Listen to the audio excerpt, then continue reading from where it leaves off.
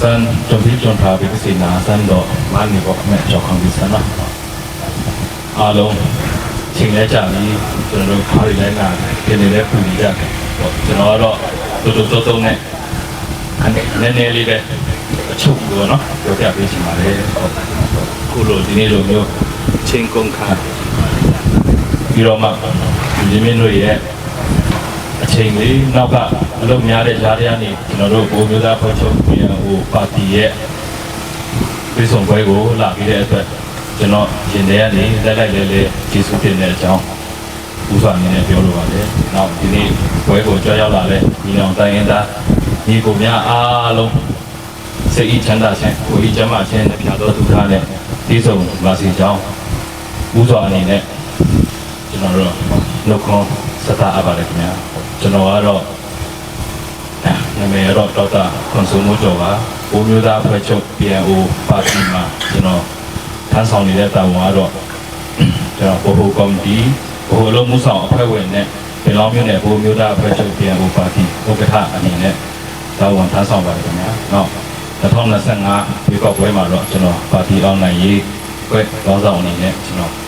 တာဝန်ထမ်းဆောင်ပါတယ်ခင်ဗျာ။ဟုတ်ကဲ့ဒီနေ့ကျွန်တော်တို့မိဘပြည်သူတွေကိုမိတ်ဆက်ပြီးခဲ့တဲ့လူတော်ကိုယ်စားလှယ်တွေအားလုံးလည်းမိဘပြည်သူတို့မြင်တွေ့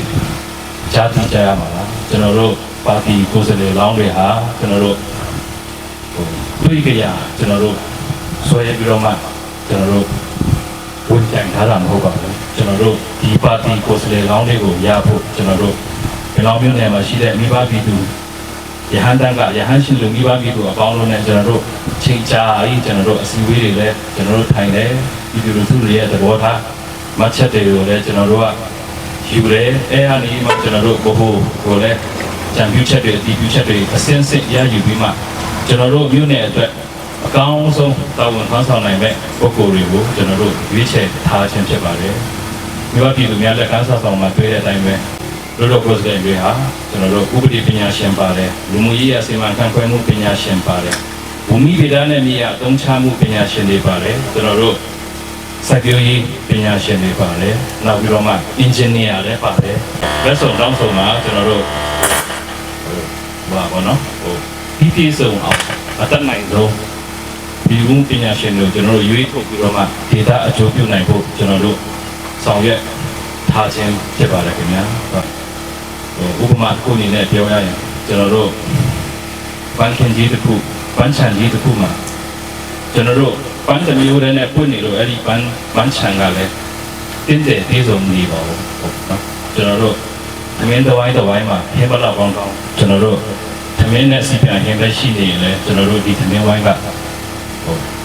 အဆုံးထိစားလို့နေတဲ့သမင်းဝိုင်းကိုဟုတ်မှာမဟုတ်ပါဘူးပေါ့နော်ကျွန်တော်တို့ဒီတောက်လေးလည်းပါမယ်ကျွန်တော်တို့အဆက်ငုတ်ကြီးလေးလည်းပါမယ်ဒါဆိုရင်တော့ကျွန်တော်တို့သမင်းမြင်တဲ့သမင်းဝိုင်းတစ်ဝိုင်းဖြစ်မှာပေါ့နော်ကျွန်တော်တို့ဥယျာဉ်ပန်းချံတဲ့ကျွန်တော်တို့ပန်းတစ်မျိုးတည်းနဲ့ပွင့်နေတယ်ဆိုရင်ကျွန်တော်တို့ကဟိုပန်းမျိုးစုံနဲ့တင်းတယ်ဝေစာနေတဲ့ဥယျာဉ်တစ်ခုတော့ကျွန်တော်တို့ကြည်လို့ကောင်းတဲ့ဥယျာဉ်တစ်ခုဖြစ်မှာမဟုတ်ဘူးပေါ့နော်အဲ့ဒီလိုပဲကျွန်တော်တို့ဘယ်လောက်မျိုးနဲ့ဒီจิตဒေတာဆိုတာဟာလဲကျွန်တော်တို့အောင်ပန်းနေလာလိုက်ရင်အရှိမျက်နှာစာပေါ့နော်အရှိမျက်နှာစာပထမဦးဆုံးတွေးခွင့်ရမယ်ဒေတာတစ်ခုပေါ့နော်ကျွန်တော်တို့အရှိမျက်နှာစာမှာလဲကျွန်တော်တို့ပန်းပင်တွေနဲ့ဝီဆဆာလာနေမယ်ကျွန်တော်တို့အိမ်ထဲမှာလဲကျွန်တော်တို့အိမ်ကြီးအိမ်ကောင်းရှိနေမယ်အိမ်နောက်ဖေးမှာလဲဒီအိမ်စားဖို့ဒီနံတွေနဲ့ဝီဆဆာရှိနေတဲ့နေရာတစ်ခုဖြစ်နေတယ်ဆိုရင်ကျွန်တော်တို့ကပြီးဆုံးတဲ့အိမ်ကလုံးကိုကျွန်တော်တို့ပြောလို့ရမှာပေါ့နော်အခုဆိုရင်အခုရွေးကောက်ပွဲဆိုရင်လည်းကျွန်တော်တို့ဘိုးမျိုးသားဖွဲ့ချုပ်ပါတီက2015နိုင်တဲ့30နိုင်တဲ့20နိုင်တဲ့အခုတစ်ခေါက်အနိုင်ဟာလေကျွန်တော်တို့အိုးတိုင်းသားတွေရဲ့မဲဆန္ဒတွေနဲ့ပဲနိုင်သွားတဲ့မဲနိုင်ခဲ့မယ်ဆိုရင်ပေါ့နော်အိုးတိုင်းသားတွေနဲ့မဲဆန္ဒတွေနဲ့နိုင်တဲ့မဲတစ်ခုဖြစ်နေတယ်ဆိုရင်ကျွန်တော်အနေနဲ့ပြုစုံတယ်လို့မခံစားရပါဘူးခင်ဗျာကျွန်တော်ကတော့ဒီမှာရှိတဲ့ညီနောင်တိုင်းရင်းသားတွေးချင်းအကုန်အားလုံးကျွန်တော်တို့ပံ့ပိုးကူညီပေးတယ်ဆိုတော့မဲတစ်ခုနဲ့ကျွန်တော်တို့နိုင်သွားတယ်ဆိုရင်ကျွန်တော်တို့အနိုင်ကအရန်ကိုပြီးဆုံး ကောင်းမွန်တဲ့အနိုင်တစ်ခုဖြစ်တဲ့အကြောင်းကျွန်တော်ပြောချင်ပါတယ်အဲ့လိုဖြစ်ဖို့လည်းကျွန်တော်တို့မျှော်လင့်ပါတယ်ဆုလည်းဆုတောင်းပါတယ်ဆုတိုင်းတဲ့အတိုင်းလည်းဖြစ်အောင်ကျွန်တော်တို့ဒီနေ့ကြွရောက်လာတဲ့ညီကိုမောင်နှမအားလုံးကိုလည်းနိုးစော်ပါတယ်အားလုံးဒီနေ့ချင်းကုန်ခံပြီးတော့မှကြွလာပေးတဲ့ပြည်သူအားလုံးကိုလည်းကျွန်တော်